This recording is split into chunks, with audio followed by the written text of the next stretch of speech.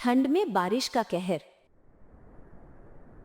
सुनीता, जल्दी से घर के सारे दरवाजे और खिड़की बंद कर दो। बाहर काफी तेज आंधी आ रही है। ऐसा लग रहा है मानो बाहर बहुत तेज बारिश होने वाली है। ये आप कैसी बातें कर रहे हैं जी? अगर बारिश हुई तो हम लोग सोएंगे कहाँ? आप तो जानते हैं कि हमारी छत टूटी हुई है। एक तो ये ठंड, ऊपर से इस बारिश का कहर। भगवान जाने अब हम क्या करेंगे। यही तो मुझे भी समझ नहीं आ रहा। भगवान हम गरीबों को कुछ ज्यादा ही परेशानी देते हैं। गरीबों की बढ़ती गरीबी कम होने का नाम नहीं ले रही और अमीरों की अमीरी कम होने का नाम नहीं ले रही। अमीर लोग हम गरीबों का पैसा अपने घर और अपने बैंक बैलेंस में रखते हैं, लेकिन हम लोगों को पाई पाई के लिए तरसना पड़ता है। दोनों पति पत्नी आपस में बात कर रहे थे कि तभी उनके माथे पर बारिश की बूंदें टपकने लगती है। सुनीता और मनोज काफी परेशान हो जाते हैं। थोड़ी देर में आयशा बाहर आती है और अपने बहू बेटों से कहती है, मनोज, अंदर पलंग के नीचे एक बड़ी सी पन्नी रखी हुई है। जाकर झोपड़ी की छत पर वो पन्नी बढ़ा दे। अगर वो पन्नी हमने छत पर नहीं लगाई तो ये बारिश इस ठंड के साथ हमें मार डालेगी। पापा, दादी बिल्कुल सही कह रही हैं। वैसे भी हमारे पास ठंड से बचने के लिए ज़्यादा जुगाड़ नहीं, और तो और हमारे पास एक गर्मा गर्म कंबल भी नहीं है, और ऊपर से ये बारिश हो रही है, ठंड और बढ़ रही है। पापा, इसीलिए जाकर जल्दी से छत को ढक दीजिए, ताकि ज़्यादा ना सही पर थोड़ा बहुत ही सही हम इस बारिश से बच तो जाएंगे ना। आप सब बिल्कुल सही कह रहे हैं। सुनीता, बाहर जो सीढ़ियां रखी हुई हैं तुम उसे पकड़कर खड़ी होना। मैं ऊपर जाकर अभी छत को ढक देता हूँ। मनोज की बात सुनकर अब सुनीता मनोज के साथ बाहर जाती है और सीढ़ी पकड़कर खड़ी हो जाती है। मनोज भी अब अपने झोपड़ी की छत को पन्नी से ढक देता है और नीचे घर में आ जाता है। उस बड़ी सी पन्नी को झोपड़ी की छत पर छापने से बारिश का पानी अंदर तो नहीं आता, लेकिन बाहर बढ़ती ठंड मनोज और उसके परिवार की जान लेने पर उतर आती है। पिंकी ठंड से थरथराने लगती है और आयशा बूढ़ी होने के कारण उसके पैरों में दर्द होने लगता है, जिसे देख मनोज और सुनीता काफी परेशान हो जाते हैं। मनोज जी, आप ज़रा भी परेशान मत होइए। घर में कुछ सूखी लकड़ियां हैं, मैं उन्हें जला देती हूँ। उन लकड़ियों से ठंड भी काबू में रहेगी और बारिश से भी हमारा बचाव हो जाएगा। थोड़ी देर बाद सुनीता अपने घर में कुछ सूखी लकड़ियां जलाती है। उन जलती लकड़ियों की गर्माहट में अब आयशा और पिंकी को काफी राहत पहुंचती है, पर अपने परिवार को इस तरह देख मनोज काफी परेशान हो जाता है। पूरी रात बारिश होती है और ठंड यूं ही बढ़ती जाती है। अगली सुबह मनोज जब उठता है तो देखता है कि अब उसके घर में पानी भर रहा है, जिसे देख वो काफी परेशान होने लगता है। झोपड़ी की छत पर डाली गई पन्नी जगह जगह से फट गई थी और रिसता हुआ पानी अब फर्श पर एक छोटी नदी का रूप ले चुका था। सुनीता, जल्दी उठो, देखो ये क्या हो गया। पानी अंदर आ गया, हमारी सारी मेहनत बेकार गई। हे भगवान, ये क्या हो गया? माँ जी, पिंकी उठो, पानी आ गया है।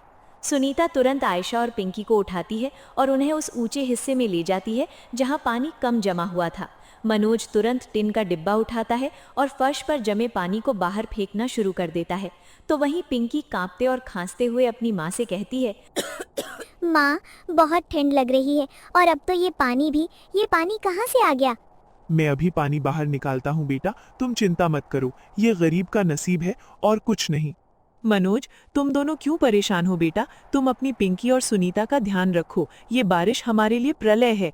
माँ, आप ऐसी बातें मत कहो। जब तक मैं जिंदा हूँ तब तक मैं हार नहीं मानूंगा। हम सब मिलकर इस मुसीबत का सामना करेंगे, लेकिन मुझे काम पर जाना होगा। आज मजदूरी नहीं मिली तो हम रात का खाना भी नहीं खा पाएंगे।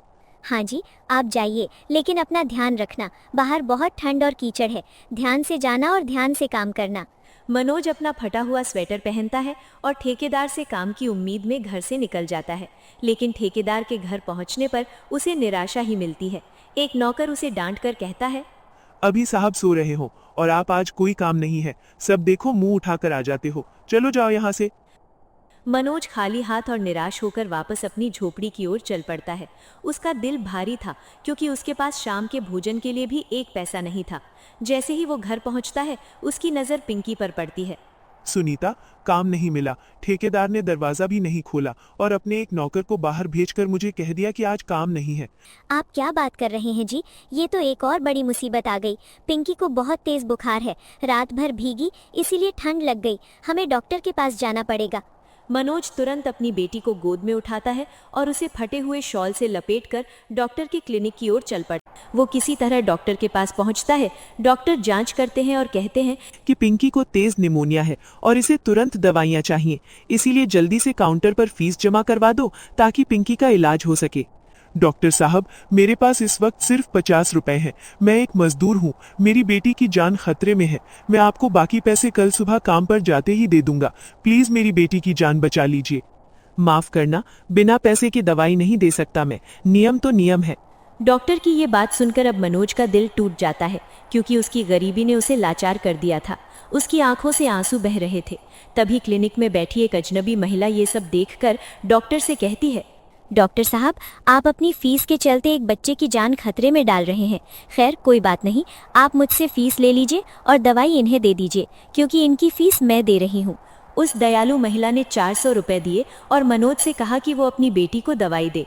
मनोज अब अपनी गर्दन उस महिला के आगे झुका देता है और उसका धन्यवाद करने लगता है। मैं आपका कर्ज कैसे चुकाऊंगा? कोई बात नहीं भाई, बस अपनी बेटी का ध्यान रखो, भगवान तुम्हारा भला करेगा। मनोज दवाइयाँ लेता है और तेजी से घर की ओर भागता है। उसे लगा कि दुनिया अभी भी दया और मानवता से खाली नहीं हुई है। घर पहुंचकर मनोज सुनीता को पिंकी की दवाई दे देता है और वो दवाई पिंकी को खिलाने को कहता है। कुछ देर बाद अब वो उसे गर्म कपड़ों से ढक देते हैं। अगले कुछ दिन तक पिंकी का बुखार धीरे धीरे कम होता है। मनोज को अब भी काम नहीं मिलता, लेकिन वो हर दिन कुछ न कुछ मजदूरी जुटाने की कोशिश करता है। आप इतने उदास क्यों हैं जी? पिंकी अब ठीक हो रही है।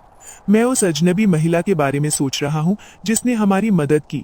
हम इतने गरीब हैं कि अपनी बेटी की दवाई भी खुद नहीं खरीद सकते, और उस ठेकेदार ने हमें एक दिन की मजदूरी भी नहीं दी। बेटा, अमीरी और गरीबी ईश्वर की देन नहीं बल्कि इंसानों की बनाई हुई है। तुम निराश मत हो, अब मौसम थोड़ा खुल गया है, तुम हिम्मत मत हारो। आप सब सही कह रहे हैं। मैं अब और हार नहीं मानूंगा। मुझे पता है कि मुझे सिर्फ अपने परिवार को नहीं बल्कि उस महिला का कर्ज भी चुकाना है। सुनीता, आज से हम फिर से शुरुआत करेंगे। मैं आज से सिर्फ मजदूरी ही नहीं बल्कि एक बेहतर जिंदगी कमाने की कोशिश करूंगा। हम इस झोपड़ी को बदल कर रहेंगे। ये बारिश हमें तोड़ नहीं सकती। हम इस ठंड और इस गरीबी को हरा कर रहेंगे। हम आपके साथ हैं जी, हम जरूर जीतेंगे। मनोज अपने घर की टूटी फूटी दीवारों को देखता है। बारिश का पानी और ठंड उन्हें डरा नहीं पाई थी, क्योंकि उनके पास आपसी प्रेम और अटूट साहस की गर्मी थी।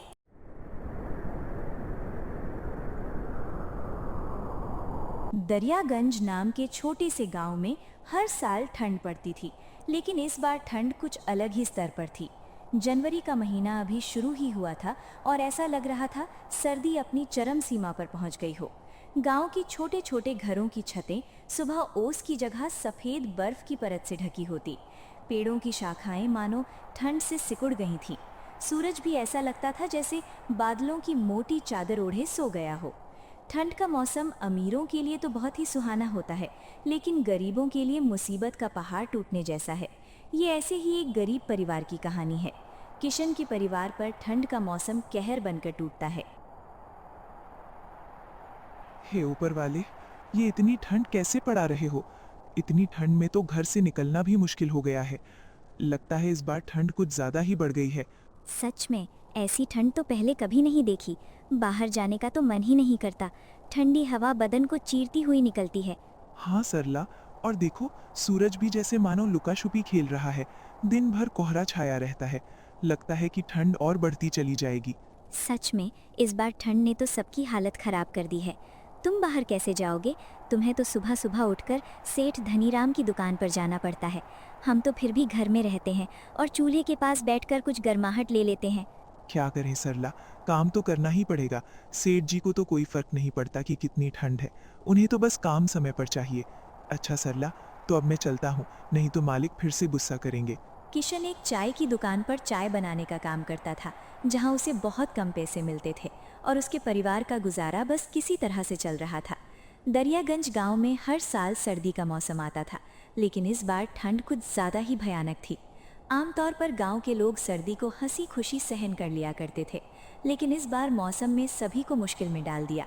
ठंडी हवाओं के साथ साथ आसमान में घने बादल छाए रहते, जिससे दिन भर धुंध का माहौल बना रहता था। गांव का चौपाल, जहां आम दिनों में लोग बैठकर बातें किया करते थे, अब सूना पड़ा था। ठंड ने हर किसी को घर में कैद कर दिया था। अंशु के पापा, आज घर में बहुत थोड़ा सा आटा है, बस 2 ही रोटी बन पाई है। एक रोटी मैंने आपके लिए बांध दिया है, दिन में खा लेना। बच्चों को आधी आधी रोटी खिला दूंगी। नहीं सरला, आजकल तो मुझे दिन में भूख ही नहीं लगती। वो दिन छोटा होने लगा है ना, इसलिए मैं तो दिन में चाय पीकर ही अपना काम चला लूंगा। आज मालिक सैलरी देंगे तो शाम को आते वक्त मैं राशन लेता आऊंगा। तुम दोनों रोटी बच्चों को खिला देना। सरला को पता था कि सिर्फ 1 कप चाय पीने से पेट नहीं भरता, लेकिन वो हालातों के आगे मजबूर थी। किशन घर से बाहर जाने के लिए निकलता है, लेकिन बाहर बहुत ठंड पड़ रही थी। आसमान से बर्फ के बड़े बड़े टुकड़े गिर रहे थे। किशन के पास एक भी गर्म कपड़ा नहीं था। धोती कुर्ते में किशन ठंड के मारे कपकपाने लगा। हे भगवान, बाहर तो बहुत ठंड है। इतनी ठंड में तो बाहर जाने की हिम्मत ही नहीं हो रही। अपने आप को संभालता हुआ किशन कड़कती ठंड में भी मालिक की दुकान पर सुबह 6 बजे पहुंच गया। आ गया तू? चल जल्दी से सारे बर्तन धो दे। बर्तन धोकर फटाफट अदरक वाली चाय बना, ग्राहक आने वाले हैं। जी मालिक, अभी बर्तन धो देता हूँ। बर्फ जैसे ठंडे पानी में बर्तन धोना किशन के लिए बहुत मुश्किल होता था, लेकिन वो कहते हैं ना कि गरीबी सब कुछ करा देती है। बर्तन धोकर किशन ने ग्राहकों के लिए चाय बनाई और सबको चाय दी। चूल्हा जलाने के बाद किशन को ठंड से थोड़ी राहत मिली। किशन का बहुत मन हो रहा था कि 1 कप चाय वो भी पी ले।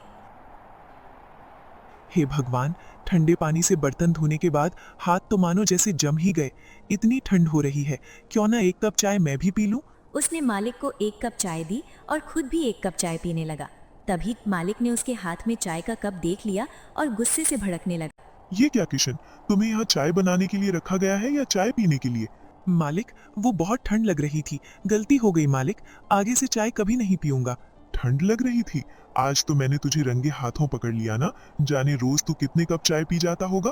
अब रोज के 2 कप चाय के पैसे तेरी सैलरी से काटूं तब तुझे समझ आएगा। मुफ्त का सामान मिला नहीं कि लूटना शुरू।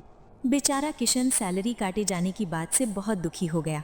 उसे नहीं पता था कि 1 कप चाय की उसे इतनी भारी कीमत चुकानी पड़ जाएगी। शाम को उसे मालिक ने आधी सैलरी दी। मालिक, मुझे माफ कर दीजिए, अब से मैं चाय नहीं पीऊंगा, लेकिन मुझे पैसे पूरे दे दीजिए। मैं सच कहता हूँ मालिक, आज पहली बार चाय पी थी। वो पहनने के लिए गर्म कपड़े नहीं है ना, इसलिए मुझे ठंड ज्यादा लगती है। मालिक। अरे वाह, पूरे पैसे दे दूं तुझे और मुफ्त की चाय भी पिलाऊं? भंडारा नहीं खोला मैंने। चल अब भाग यहाँ से। मालिक धनीराम किशन को काम से निकाल देता है। काम से निकाले जाने पर किशन बहुत दुखी था। किशन ने आधी तनख्वाह से कुछ पैसे बचाकर घर के लिए कुछ राशन ले लिया और घर आ गया। घर आकर उसने सरला को जब राशन दिया तब सरला ने कहा, इस बार तो आप हर बार से बहुत कम राशन लाए हैं, क्या बात है जी? किशन ने सरला को सारी बात बता दी। मालिक ने आधी तनख्वाह काट ली। हे भगवान, तूने ये ठंड का मौसम बनाया ही क्यों? तुझे भी हम गरीबों के साथ मजाक करने में बहुत मजा आता है ना। तुम परेशान मत हो सरला, देखना एक दिन सब कुछ ठीक हो जाएगा। ये कुछ पैसे मैंने बचा लिए, इन पैसों से तुम बच्चों के लिए गर्म कपड़े और अपने लिए भी एक गर्म कपड़े खरीद लेना। वो तो ठीक है, लेकिन आपका क्या? आप रोज एक पतले से कुर्ते में रोज काम पर जाते हैं। आपको ठंड नहीं लगती होगी क्या? आपको गर्म कपड़ों की ज्यादा जरूरत है, नहीं तो आपकी तबीयत खराब हो जाएगी। इन पैसों से आप अपने लिए स्वेटर खरीद लीजिए। बच्चों के पास तो अभी पुराने स्वेटर हैं, उनसे उनका काम चल जाएगा। मैं तो ज्यादा समय चूल्हे के पास होती हूँ, मुझे ठंड कम लगती है। किशन बाजार जाकर उन पैसों से अपने लिए स्वेटर खरीद कर ले आया। सरला जब खाना बनाती तो बच्चे ठंड से बचने के लिए चूल्हे के पास ही बैठे रहते। मैं बाहर जा रहा हूँ, देखता हूँ अगर कोई काम मिल जाए तो। खाली बैठने से कुछ नहीं होगा। इस बार तनख्वाह भी कम मिली है। जी ठीक है, ध्यान से जाइएगा और रात होने से पहले घर आ जाना। रात में ठंड बहुत बढ़ जाती है। किशन बाहर निकल जाता है। बाहर ठंडी ठंडी हवाएं चल रही थी। किशन काम की तलाश में आगे बढ़ जा रहा था। भैया, आपके पास अगर मेरे लायक कुछ काम हो तो दे दीजिए, मैं कोई भी काम कर लूंगा। ठंड में तो वैसे भी मेरा काम बिल्कुल ठप पड़ गया है। मेरा खुद का खर्चा नहीं निकल पाता, उसमें मैं तुम्हें कहाँ से सैलरी दूंगा? भाई, मेरे पास तो तुम्हारे लिए कोई काम नहीं है। किशन काफी जगह काम ढूंढता है, मगर उसे कहीं काम नहीं मिलता। हे भगवान, अगर काम नहीं मिला तो गुजारा कैसे होगा? ज्यादा पैसे भी नहीं बचे हैं और राशन भी इतना ही बचा है कि 10 दिन का मुश्किल से गुजारा हो पाएगा। किशन ये सब सोच ही रहा था कि तभी वहाँ पर एक बूढ़ी अम्मा आती है। बेटा, क्या तुम मेरी मदद कर सकते हो? मेरा घर यहाँ से कुछ ही दूरी पर है। ठंड भी बहुत है ना, और मैं भी बहुत थक गई हूँ। ये कुछ मेरा सामान है, इसको मेरे घर तक पहुँचा दो बेटा, तुम्हारा बड़ा एहसान होगा। ठीक है माताजी, चलिए मैं अभी आपका सामान आपके घर तक पहुँचा देता हूँ। ये लो अम्मा, आ गया तुम्हारा घर। अम्मा, तुम यहाँ अकेले रहती हो? यहाँ तुम्हारे साथ और कोई नहीं रहता? हाँ बेटा, मैं यहाँ अकेले ही रहती हूँ। मेरे परिवार में और कोई नहीं है, बस ये एक मेरी लक्ष्मी है। ठंड बढ़ गई है ना, इसलिए जंगल से कुछ लकड़ियाँ लेने गई थी। आते आते देर हो गई। वो तो शुक्र है भगवान का जो वहाँ तुम मुझे मिल गए। अच्छा अम्मा, अब आप लकड़ियाँ जलाकर आराम कीजिए, मैं चलता हूँ, मुझे घर के लिए देर हो रही है। ठीक है बेटा, लेकिन मैं चाहती हूँ कि तुम मेरी लक्ष्मी को भी अपने साथ ले जाओ। मैं बहुत बूढ़ी हो चुकी हूँ, मैं लक्ष्मी का ढंग से ख्याल नहीं रख पाती, इसलिए मैं चाहती हूँ कि तुम मेरी लक्ष्मी का ख्याल रखो। ठीक है अम्मा, अगर आप इतना जोर दे रही हैं, तो आज से मैं आपकी लक्ष्मी का ध्यान रखूंगा। बेटा, इसे चारा सही से खिलाना, तो तुम्हें ये बहुत सारा दूध देगी। ठीक है अम्मा, जैसा आप कहो, मैं आपकी लक्ष्मी का बहुत अच्छे से इतना कहकर किशन लक्ष्मी को लेकर घर आ जाता है। जब सरला ने किशन को गाय के साथ देखा तो वो बोली, अरे ये किसकी गाय ले आए आप? किशन सरला को सारी बात बता देता है। बस इस तरह अम्मा ने इस लक्ष्मी को मुझे दे दिया और कहा उसका बहुत ध्यान रखना। अब हम इसका बहुत ध्यान रखेंगे, बिल्कुल अपने बच्चों की तरह। सरला, रात तो होने वाली है, मैं सोच रहा हूँ कि लक्ष्मी के लिए कुछ हरी हरी घास ले आऊं। रात में अगर लक्ष्मी को भूख लगी तो हमारे पास उसे खिलाने के लिए कुछ भी नहीं है। जी हाँ, आप जल्दी से लक्ष्मी के लिए कुछ खाने को ले आए।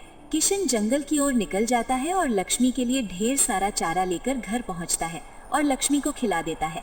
कुछ देर बाद लक्ष्मी ढेर सारा दूध देती है। अगर आपको हमारी कहानी अच्छी लगे तो जरूर हमारे चैनल सब्सक्राइब करें और बेल आइकॉन पर क्लिक करना ना भूलें।